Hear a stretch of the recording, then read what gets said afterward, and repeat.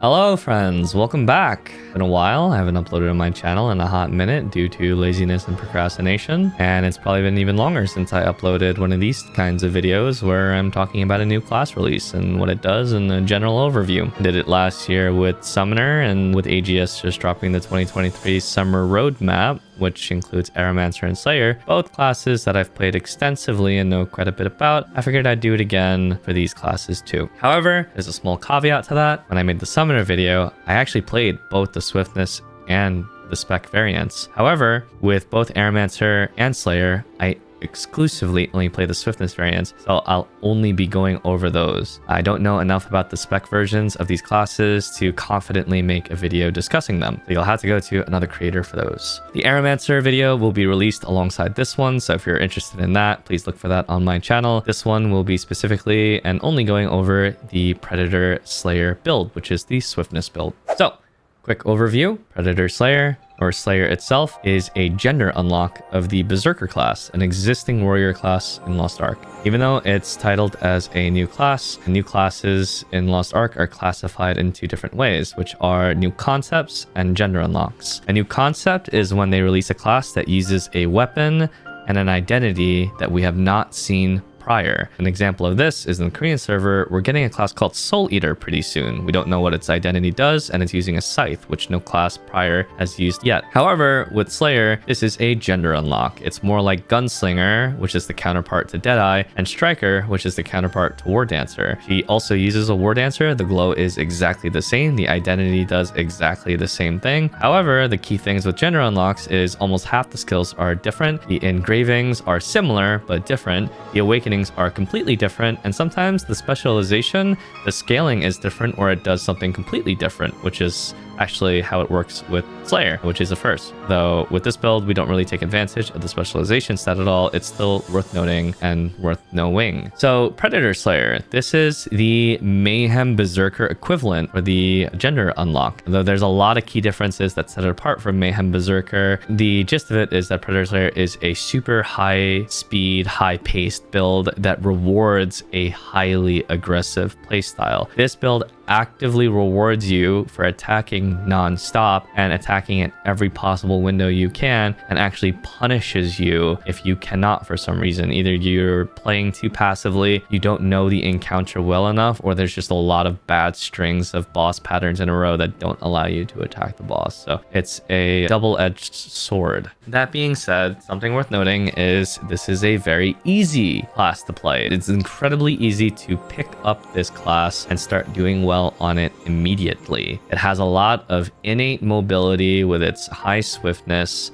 It has a mobility skill that you can take, and it is not confined to any specific rotation. She can actually just throw out skills as she pleases, and it doesn't actually matter if you stick to a rotation or not. As long as you're throwing out skills as you have them available, and as long as you're reapplying your synergy, which is very easy to apply. So we're going to talk about a few things. We're going to start with her identity and her engraving. So as I mentioned before, her identity does the same exact thing that Berserker's does, which when you enter the transformative state, it provides you 30% crit chance, 20% attack speed, and 20% movement speed.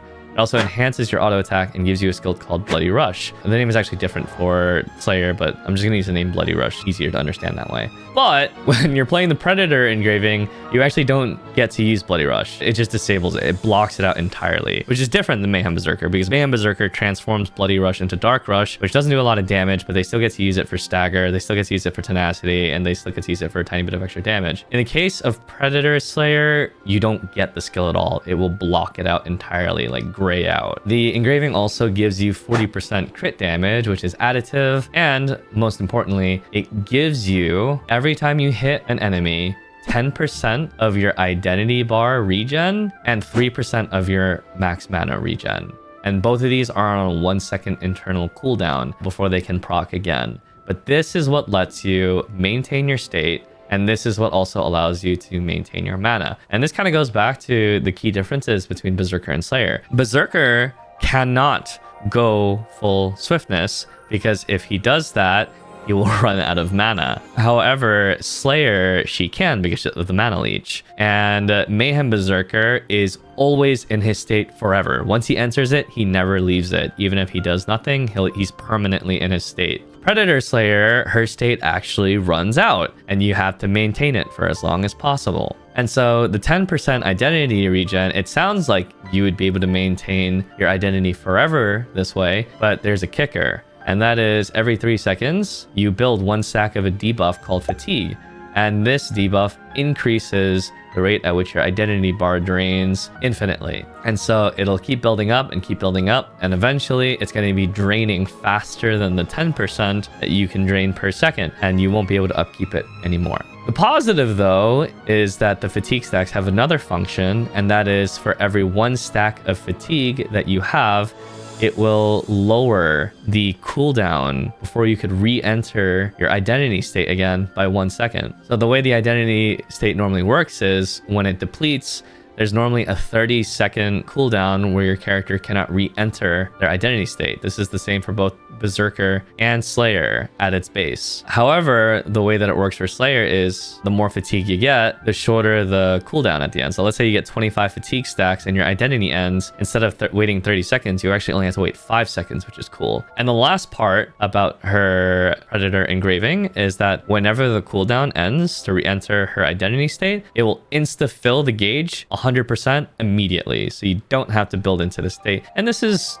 really, really, really good for boss mechs where they're gone for a long time, because your identity state will run out and it will go through its cooldown, but then it'll fill back up and then it'll be maxed out and your identity is good to go. And once the boss is ready to attack again, once it returns from whatever mechanic it's doing, you can go into your state and start wailing on the boss immediately without having to build into a meter or something like that. In a vacuum, such as in Trixian, you can gain up to about 27 stacks before your meter eventually depletes, just because it's draining too fast for you to maintain it. And so with like 27, 28 stacks, you only have to wait 2 to 3 seconds and then you can re-enter your state super quick. Realistically, your goal as a Predator Slayer is to always get at least 20 or more, 20 to 25 fatigue stacks in every time you enter your identity state, because bosses move, bosses teleport, bosses sometimes do max where they leave the field for a moment, and you can't build your stacks during that. That being said, that is also the biggest weakness of Predator Slayer, is that sometimes bosses have these normal mechs where they only leave the field for like 5 to 10 seconds before they return. And that is Predator Slayer's biggest weakness, because during this time, you could potentially not be able to recover your gauge as it's nearing the end. And so it's just long enough where you cannot maintain your identity state any longer, but it's just short enough where the boss is attackable again. And now you're waiting on your cooldown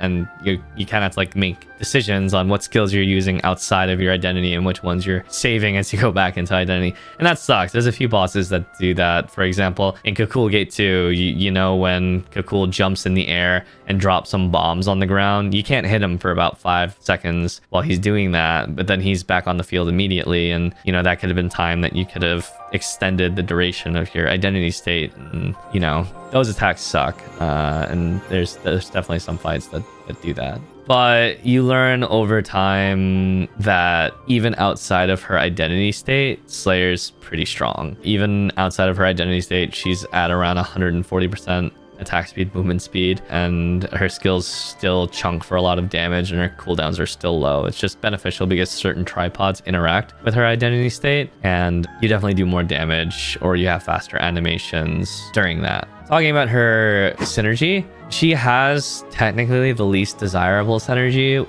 It's the same as Berserkers, where the enemy will take 6% more damage. It is considered the weakest synergy in the game. People typically like the crit synergies, they like positional synergies, and they even like defense synergies more than that. On the other hand, though, she has a super easy time maintaining 100% uptime on it because of her low cooldowns, and the attack itself lingers for a really long time. You'll want to still pair a Slayer up with positional-based classes like Deathblade and Gunlancer, because she's an entropy class and she does really high damage and she'll benefit a lot playing with these classes, and she has really high innate crit chance, so she doesn't really need crit chance from other classes.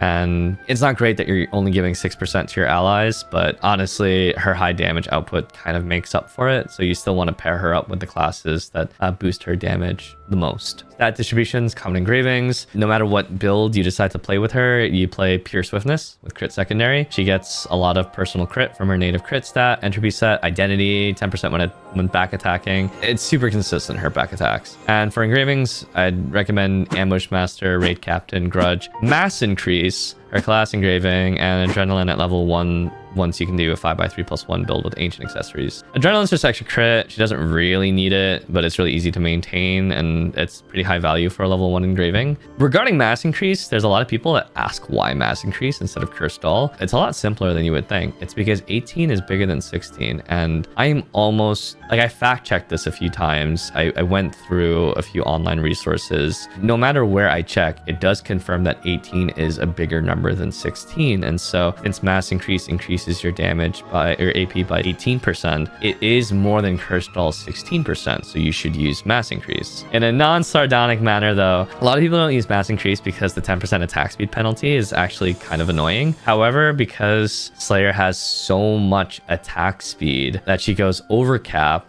that 10% does absolutely nothing to her. And so mass increase is just an 18% AP engraving with no drawbacks, whereas Cursed Doll still has the HP recovery drawback. And what I'm trying to say is Slayer, if you actually add up everything, has up to 160% attack speed. And so minus 10% from mass increase is 150%. And well, it caps out at 140%. So really that penalty does absolutely nothing to her. So her set bonus, there's two ways to play Predator Slayer with your set bonuses. I mentioned earlier, it's entropy and hallucination. The obvious advantage of entropy is it provides more raw power. And if you play entropy, you're encouraged to play a 6-skill build with shoulder charge so that you can reposition more quickly to the back. Hallucination is, again, for players who don't want to chase after the enemy's back, because it loses valuable uptime. And with hallucination, you can either play a 7 damage skill build or 6 with 6 running shoulder charge, similar to your entropy build. Remember with Predator Slayer that attacking nonstop is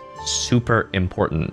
With other classes, most classes are not punished for not attacking. However, Predator Slayer is punished for not attacking. So time spent repositioning is time not spent building your stacks. And that's why hallucination has some benefits. However, once you've gained enough expertise, the amount of time where you're repositioning should be minimal enough where it doesn't matter. So I would recommend long-term that all Slayers eventually transition to entropy once you've gained enough comfort with the class and the contents. Some of the nuanced stuff we're going to talk about first is fast or slow tripods. There are a few tripod variations that are pretty interesting for Predator Slayer. They boil down to either fast tripods that are easier and quicker to use and much more consistent for back attacking, or slow tripods, which will require either charging or holding, but they do more damage on the same cooldown. This is mainly a choice preference thing, and however you decide to play it, it kind of boils down to you. However, the slower ones, they do more damage when you're playing well. Initially, I used slow tripods, but I switched to fast tripods when clearing Hell Brawl Shaza as I was learning it. And almost all other Slayers did the same. However, after clearing it and after gaining more experience, quite a few people switched to slow tripods because they simply do more damage and people were just a bit more comfortable knowing when the back attack opportunities were, and it just made more sense. You were just doing more damage, but the cooldown was the same. The main skill that this really pertains to though is Slayer's unique skill Brutal Impact, which is her biggest damage skill. It's the overdrive equivalent from Berserker. The difference between using slow tripod versus fast tripod is 20% more final damage at level 5 tripods, and the animation time is 3 to 4 times as long. The fast tripod is extremely fast. You just tap your sword down and it does extreme damage, whereas the charge one, you have to actually hold it for like a good 2 to 3 seconds before you let go, and it's very easy for a boss to turn during that time. So that's why I say it's a comfort thing. But 20% more final damage on your biggest skill is quite a lot. So I would recommend that you level up both tripods and you pick and choose based off of your comfort in the content.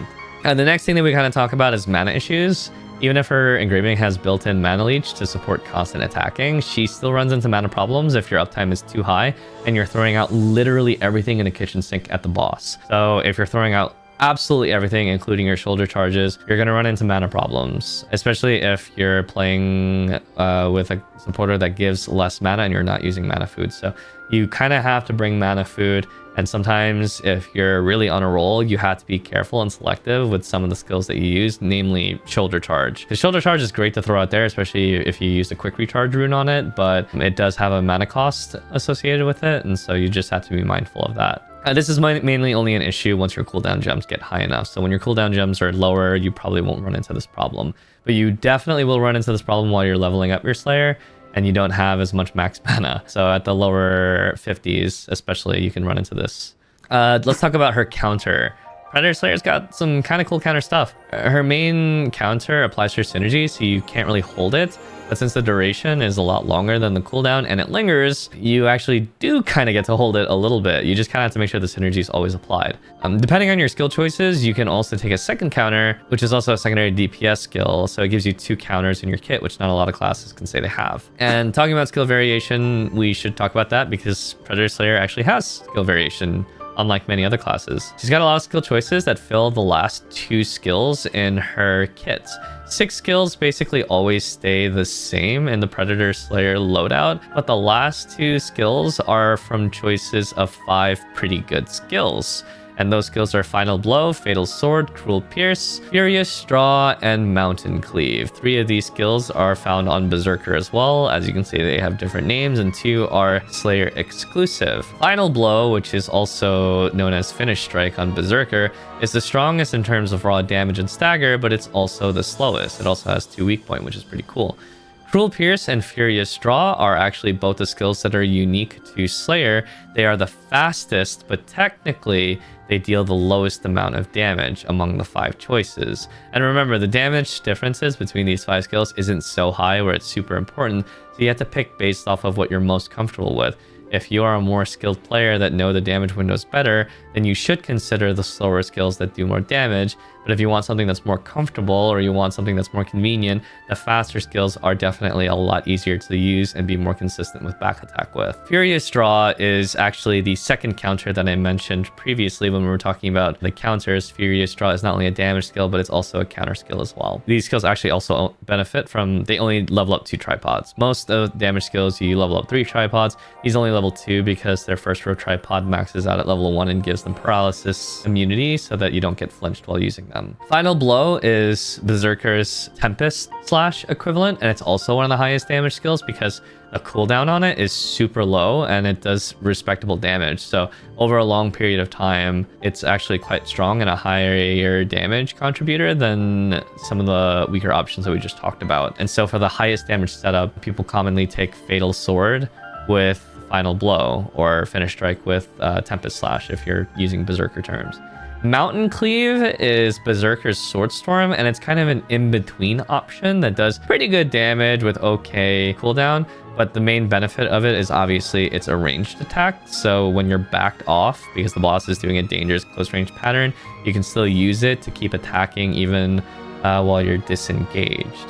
And so again, all these are secondary damage options, and it doesn't really matter which ones you pick from these 2, but you should be mindful again that Furious Straw is a counter. They have varying amounts of weak point and stagger, and their speed, the animation speed, is important. So you pick 2 based off of what you want the most. You want the most raw damage, so you're going to have a little bit of slower attacks. You want super fast stuff, where they're going to do a little bit less damage. So, you know, pick and choose.